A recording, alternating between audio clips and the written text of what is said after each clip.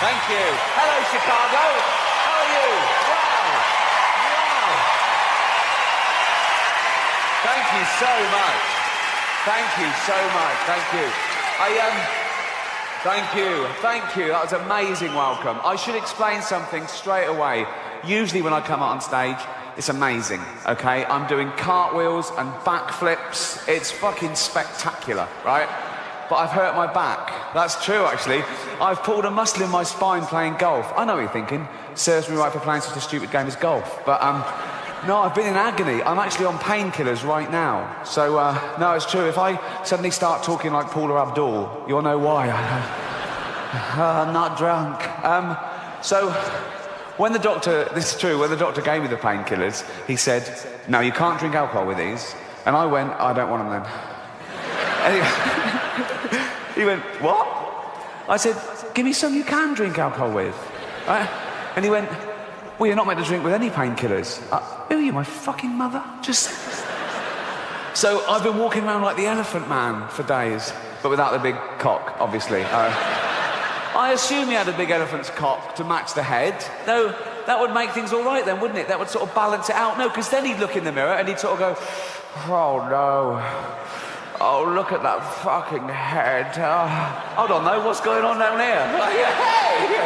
Hey! Swings and roundabouts. Let's celebrate. The buns are on me. So, yeah, that's my problems. I didn't cancel, though. Don't you hate that when an artist cancelled? You turn out and goes, concert cancelled due to sore throat. Oh, or I couldn't go on, I was depressed. Oh, poor little artist. Oh, can you imagine a labourer trying that? Turn out and going, I've got a little tickle and I'm fed up. Oh, move the fucking bricks, mate. Never cancel. I had a gig in Dublin a couple of months ago, okay, and as you know, Dublin is in Ireland, which is off, it's off the coast of Great Britain. It's not part of Britain, but it's very close. It's sort of like our Cuba, I suppose. It's that.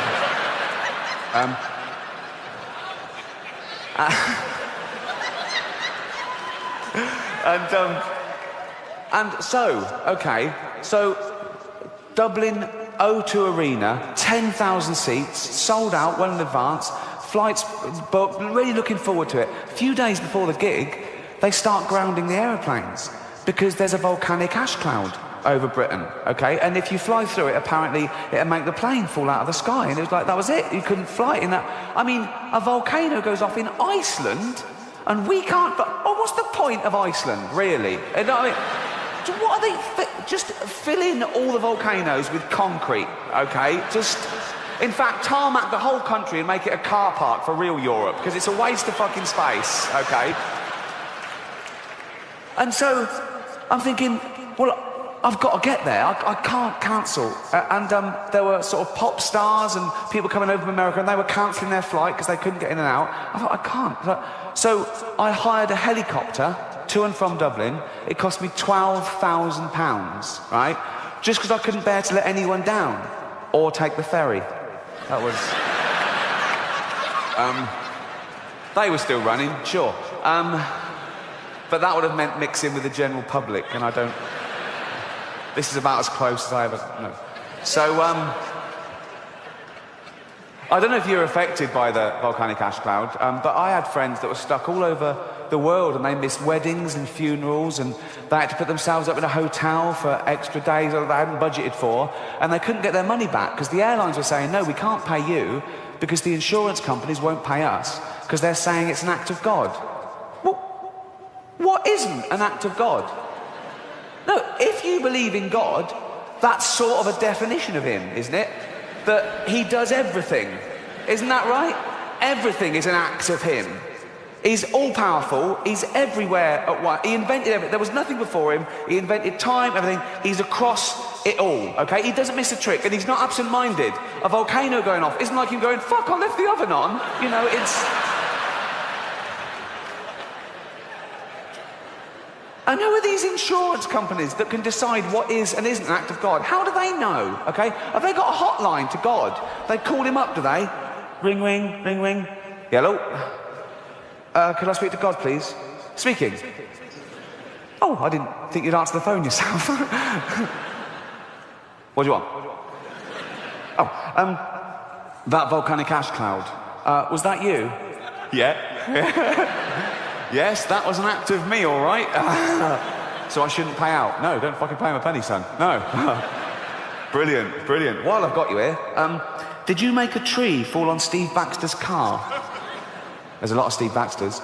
Steve Baxter, 2 Acacia Road, Hounslow. It happened at 2:15 on the 3rd of June this year. 2:15, 3rd of June. No, that wasn't me. I was in Africa that day giving AIDS to babies.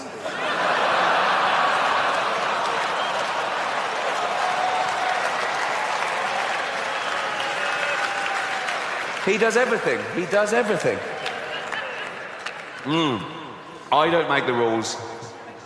And, well, I'm glad I didn't cancel, because it's fantastic to be here. Seeing you at happy, smiley faces, probably feeling very fortunate that you managed to get a ticket to see a living legend. Or am I?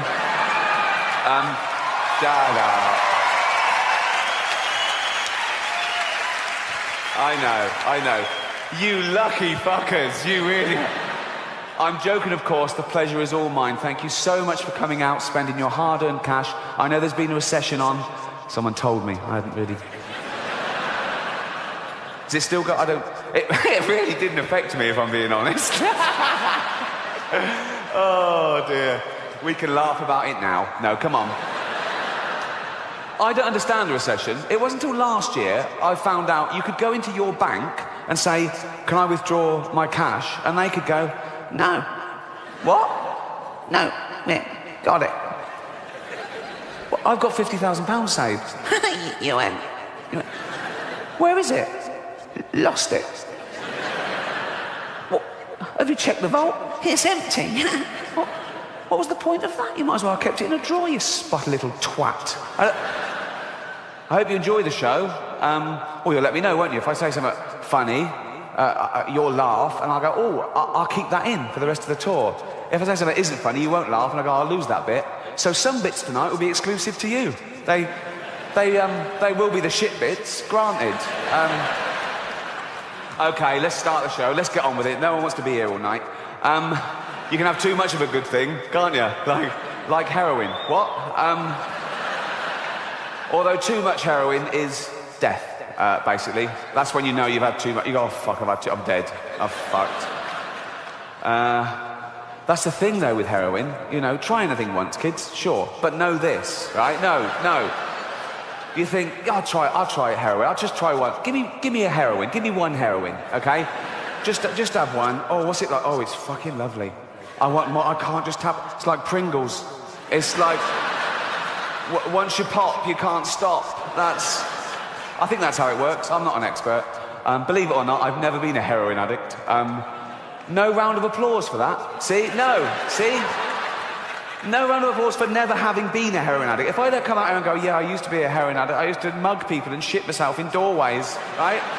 But exactly. Oh, yeah.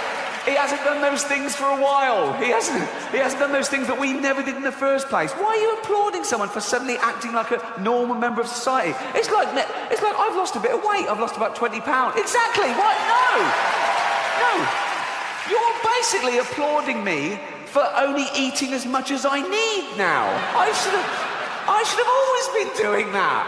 I got fat because I was a greedy, lazy bastard. There's no other explanation. And I needed people that they come to me now and they go, well done, you look great. But they weren't telling me I looked terrible. They're basically saying I look terrible. No one told me at the time. It was really taboo. I needed waiters to come over and go, fuck off, you've had enough, right? And I've been criticised in the past for having a go at fat people. I've never had a go at fat people. I've only ever pointed out the fact that you get fat if you take in more calories than you burn off. That's simple science. I don't judge them in any other aspect of their life, but that's what happens. You get fat if you take in more calories than you burn off, okay? And that's indisputable, okay? Now, the thing is, people think I'm having a go. I'm not, because I don't judge them. If I see a fat person, I don't make assumptions about him other than how they got fat. And, this is the other thing, wait, right? Not only is that what makes you fat, people know that's what's making them fat. No one got fat behind their own back. No one and went, what the fuck's that? Okay. It's not a surprise, it's a gradual process. You have loads of time to back out from this project. Also, no one's sneaking into thin people's apartments and injecting their lettuce with 1,000,000 calories. That doesn't happen, okay? They know what's doing. If you go up to a bloke and he's surrounded by cakes and pies, right? And you go, you know what's making you fat, don't you? He doesn't go, is it all the running? He knows what it... But I don't make judgments, okay, other than how they got fat, okay? If I see a fat person, I don't go, oh, he's fat, therefore he's jolly, right? A lot of them are miserable, aren't they? So don't fall for that, okay? A lot of them started eating because they had fuck all to lose. So, no. But there's no stigma attached because people don't even want to use the word fat now because I think it's derogatory. It's a real taboo subject. So they use euphemisms. They go, oh, you know Brenda, the big girl. What, 7 foot? No, not to. What does she look like? Brenda, you know, she's the one who's clammy even in winter. Just say she's fat. Nothing wrong with it. It's their choice. It's up to you if you want to be fat. It's fine. But they don't. They go, you know, Brenda, she's out of breath just standing up at her desk.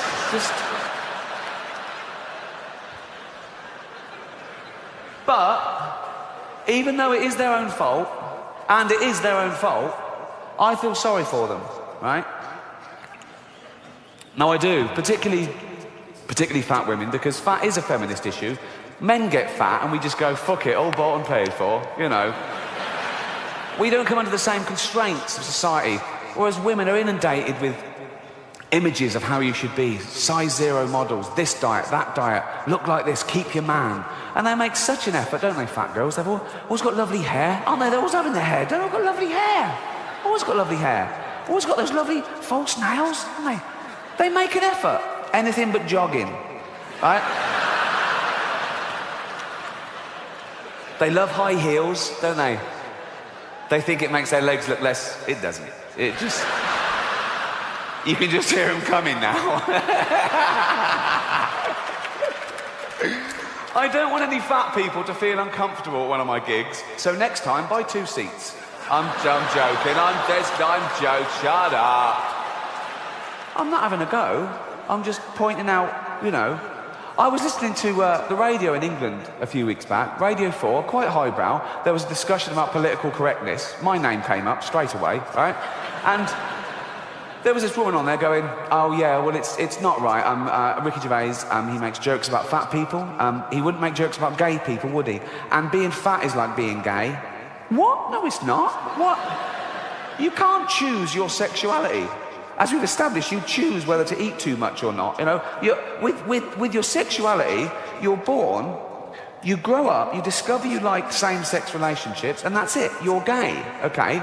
For being gay to be the same as being fat, you'd have to be born, be straight, grow up knowing you're straight, but gradually and consciously wean yourself onto cock.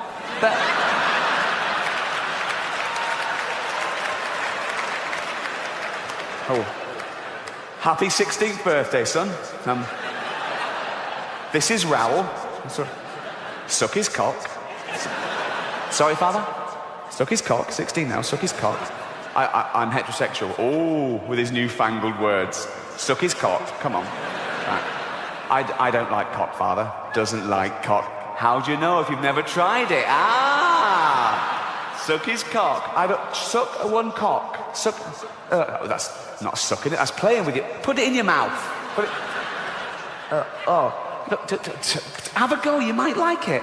Oh, it's not so bad, is it? I fucking love these. If that happened, then being gay would be the same as being fat. But it doesn't, so it's not, okay? I was on a plane last year, okay, going from New York to LA, okay?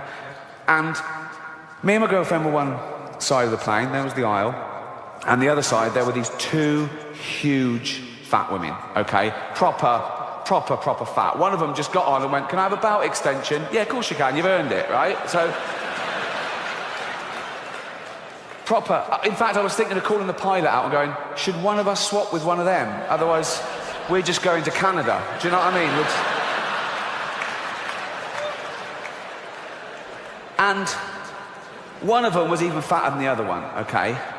And she was there, and she got on the plane with one of those takeaway buckets of fast food. Bucket! I mean, there's your first clue. When did that happen? When did fat people just give up? When did they go into a shop and go, oh, fuck it, just treat me like a farmyard animal? Really? Give me it in a bucket. In fact, just strap it to my fucking head, and I'll just... A bucket? Really? You want your meal in a bucket? Yes. Right? So, she's there, and she's chowing down, right? And I swear, she turns to her fat friend and says, this is the best fried chicken I've had all day.